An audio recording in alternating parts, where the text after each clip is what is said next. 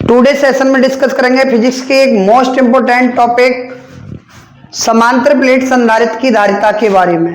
ये topic UP board में के लगभग 7 के 7 सेटों में बनता है। ये आज तक जितने भी एग्जाम हुए हैं यूपी बोर्ड एग्जाम इंटर के, सारे सेटों में ये क्वेश्चन हर साल आता है। यदि आप हमारे YouTube channel physics by Sunil sir पर न्यू व्यूअर हैं तो कृपया चैनल को सब्सक्राइब करें और बेल आइकन को दबाएं। बेल आइकन को दबाने से क्या होगा, जो भी वीडियो भविष्य में यूट्यूब पर आएगी उसका नोटिफिकेशन सबसे पहले आपके पास पहुंचेगा। ये इतना मोस्ट इंपोर्टेंट टॉपिक है कि हर साल यूपी बोर्ड में 5 नंबर का एक क्वेश्चन बनता है। बिल्कुल सीधा सीधा लिखा हुआ आता है कि समांतर प्लेट संधारित्र की धारिता के लिए व्यंजक प्राप्त कीजिए। ठीक है, अपने टॉपिक पर डिस्कस करते हैं। टॉपिक पर डिस्कस करने से पहले हमें यह बताना होगा कि आवेश का पृष्ठीय घनत्व हमारा क्या होता है। सबसे पहले हम लिख लेते हैं आवेश का पृष्ठीय घनत्व। आवेश के पृष्ठीय घनत्व के बारे में पता होना चाहिए इस डेरिवेशन को करने से पहले हम इसकी परिभाषा लिख लेते हैं। एकांक क्षेत्रफल में प्रवाहित आवेश की मात्रा को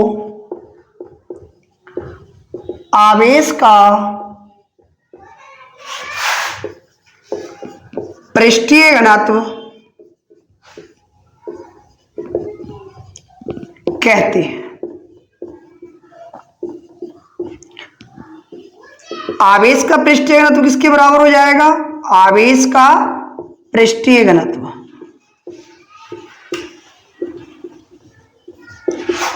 वैद्युत आवेश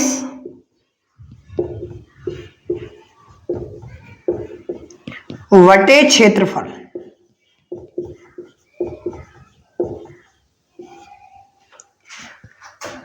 आवेश का पृष्ठीय घनत्व हमारा होता क्या है? सिग्मा। क्षेत्रफल आवेश क्या होता है? क्यू। और क्षेत्रफल क्या होता है? ए। इस डेरिवेशन को करने से पहले हमें यह पता होना चाहिए कि सिग्मा बराबर क्या होता है? क्यू अपॉन ए। तभी हम इस डेरिवेशन को बहुत आसानी से कर पाएंगे। ठीक है, आप इसके बारे में लिख सकते हैं कि एकांक क्षेत्रफल में हमारा जितना भी आवेश प्रवाहित होता है उसी को हम क्या कहते हैं? आवेश का पृष्ठीय घनत्व कहते हैं। ये मान के चलिएगा कि यूपी बोर्ड एग्जाम में ये क्वेश्चन 100% आ गया है।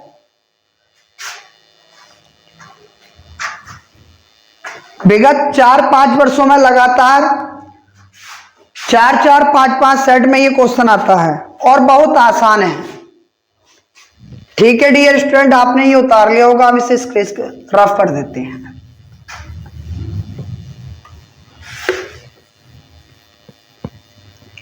और अब पढ़ाई के नहीं बल्कि पेपरों के 4 महीने रह गए हैं, अपनी पढ़ाई में लग जाओ। सबसे पहले हम इसमें समांतर प्लेट संधारित्र की धारिता के लिए एक चित्र बनाते हैं और चित्र बनाने के बाद में हम चित्र के बारे में लिखते हैं। चित्र में क्या लेंगे? हम एक समांतर प्लेट लेंगे। हमने समांतर प्लेट ली, एक हमारी एक्स है और एक प्लेट वाई है।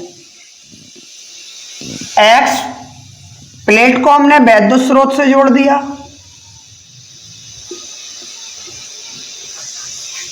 और वाई प्लेट को हमने पृथ्वी से जोड़ दिया।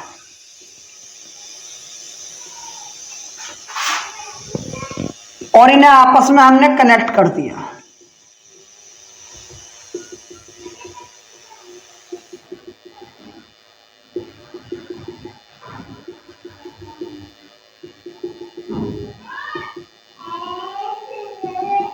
एंड इसे हमने क्या कर दिया? कनेक्ट कर दिया। और बेटा एक प्लेट से दूसरे प्लेट के बीच की जो दूरी है वो हमारी कितनी है? Small D. इसे हमने कहां से जोड़ा था? वैद्युत स्रोत से। वैद्युत स्रोत, इसे हम इंग्लिश में बोलते हैं इलेक्ट्रिक सोर्स। और इसे हमने कहा से जोड़ा है? पृथ्वी से। इंग्लिश में इसे कहते हैं अर्थ। एक्स प्लेट पर प्लस क्यू आवेश है और बाई प्लेट पर कितना? माइनस क्यू आवेश है। और प्रत्येक प्लेट का क्षेत्रफल जो है वो कितना है? ए। इसमें हम कुछ भी लिख सकते हैं, जैसे हमने एक्स वाई प्लेट ली है, आप इसमें ए बी प्लेट भी ले सकते हैं, पी क्यू प्लेट भी ले सकते हैं, कुछ भी ले सकते हैं। लेकिन जिधर हमारा वैद्युत स्रोत होगा उधर हमें पॉजिटिव चार्ज लेना होगा और जिधर हमने पृथ्वी से जोड़ा है उधर निगेटिव चार्ज लेना होगा। पहले आप चित्र को समझ लो और उसके बाद हम चित्र के बारे में लिखते हैं।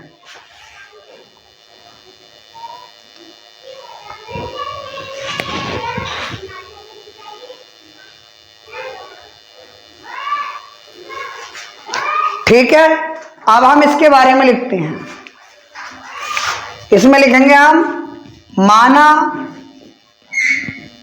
एक समांतर प्लेट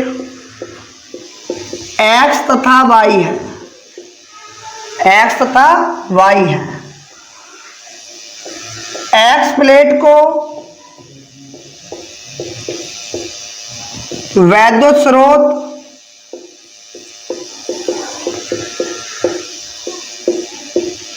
तथा वाई प्लेट को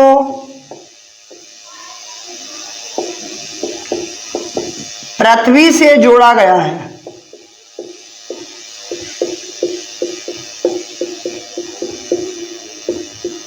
वाई प्लेट को कहां से जोड़ा गया है?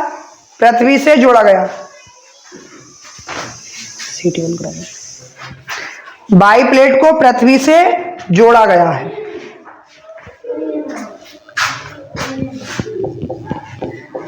एक प्लेट से दूसरे प्लेट के बीच की दूरी स्मॉल डी मीटर है, स्मॉल डी मीटर है तथा प्रत्येक प्लेट का क्षेत्रफल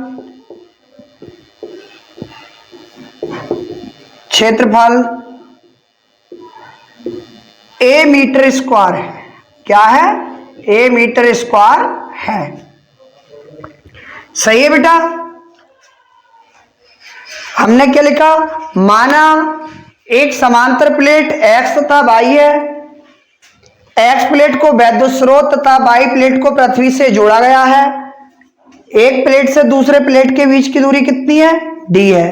और प्रत्येक प्लेट का क्षेत्रफल कितना है? ए मीटर स्क्वायर है। चाहो तो इसमें यह भी लिख सकते हो कि एक्स प्लेट पर प्लस क्यू आवेश तथा वाई प्लेट पर माइनस क्यू आवेश स्थित है।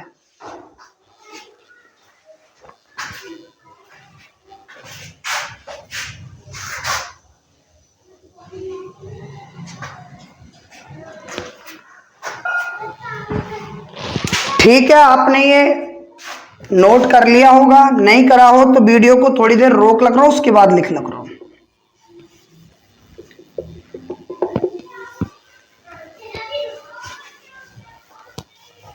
ये डेरिवेशन एग्जाम के पॉइंट ऑफ व्यू से बहुत ही इंपॉर्टेंट है। इसे लिख सकते हैं हम very very most important question.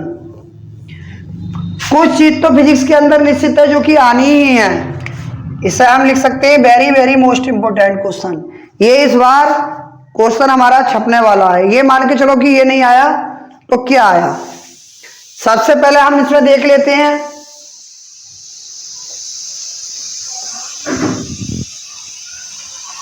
वैद्युत क्षेत्र की तीव्रता।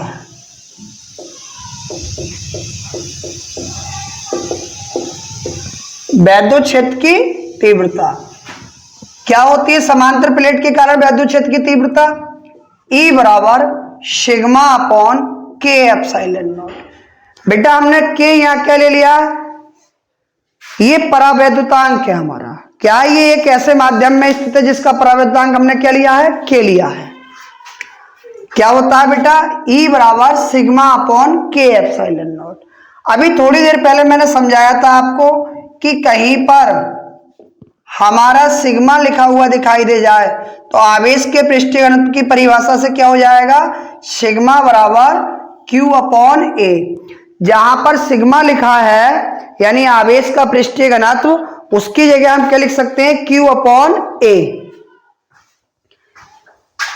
अभी ये वाली वैल्यू यहां लगा दोगे तो क्या हो जाएगा, E बराबर Q upon K epsilon naught A। समीकरण मान दोगे इसे A।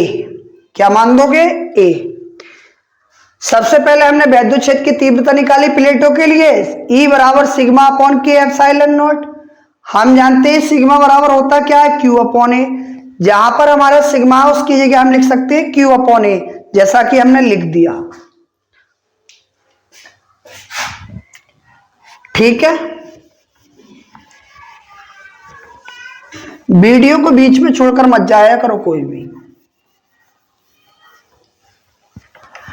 उसके बाद में वैद्युत क्षेत्र की तीव्रता की परिभाषा हमारी विभव के पदों में क्या होता है। हमने पढ़ा है कि वैद्युत विभव तथा दूरी के अनुपात को वैद्युत क्षेत्र की तीव्रता कहते हैं। वैद्युत क्षेत्र की तीव्रता किसके पदों में बेटा, विभव के पदों में। क्या होती है, E बराबर B अपॉन D। यानी वैद्युत विभव तथा दूरी के अनुपात को क्या कहते हैं, वैद्युत क्षेत्र की तीव्रता। यहां से हम आसानी से ये समीकरण B मान लेते हैं। दोनों मान हमारे काय के हैं, ये E के, तो दोनों मानों को हम बराबर रख सकते हैं। समीकरण A बा V से, A बा V से हमारा क्या हो जाएगा, V upon D equal to Q upon K epsilon naught A, और बटे में एक करके क्रॉस मल्टीप्लाई हो जाएगा तो B बराबर आ जाएगा QD upon K epsilon naught A।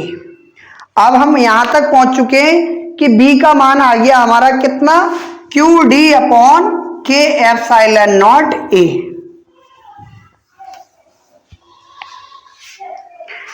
निकालनी क्या है हमें, धारिता। हमारे पास क्या आ गया, विभव। अब धारिता की परिभाषा भी हमने पढ़ी होगी कि धारिता की परिभाषा क्या होती है, वैद्युत आवेश तथा वैद्युत विभव के अनुपात को वैद्युत धारिता कहते हैं। यहां लिख दोगे बेटा, वैद्युत धारिता की परिभाषा से, वैद्युत धारिता की परिभाषा से। और वैद्युत धारिता की परिभाषा क्या होती है, C बराबर Q अपॉन B। क्या होती है, C बराबर Q अपॉन B। अब कुछ नहीं करना है, सिर्फ हमें B का मान लाकर यहां लगा देना है, इस वाली वैल्यू में फिट कर देना है। जो कटेगा कट जाएगा और जो बचेगा बच जाएगा। इसे आप उतार लीजिए।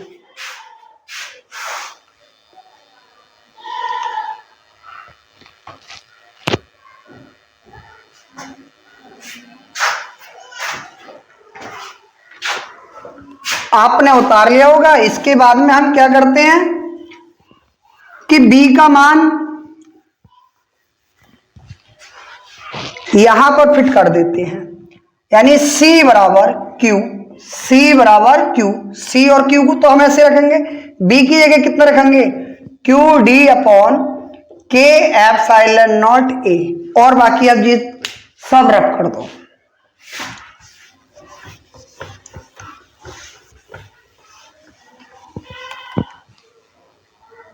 हमने ये पढ़ा, जब भी हमारी तीसरी बटे बन जाती है तो तीसरी बटे कहां पहुंच जाती है, ऊपर।